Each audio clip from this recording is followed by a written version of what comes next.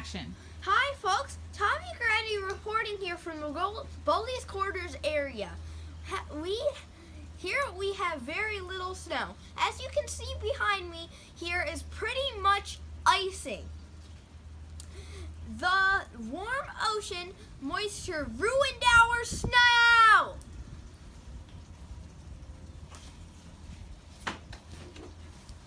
Roads are treacherous out there, people, so hope you bought enough toilet paper and beer. Stay inside. Do not go on the roads. As for tonight, it's going to be cold and windy because this storm is highly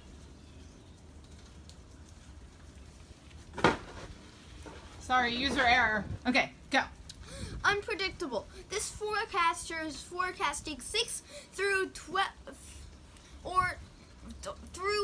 12 more inches of the white stuff and no school for the rest of the week. Go buy more toilet paper. Folks, you're gonna need it. But wait, stay off the roads. Hunker down. Stay safe and warm.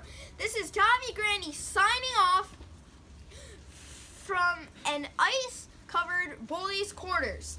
I'm gonna go drink some hot chocolate now. See you later, folks.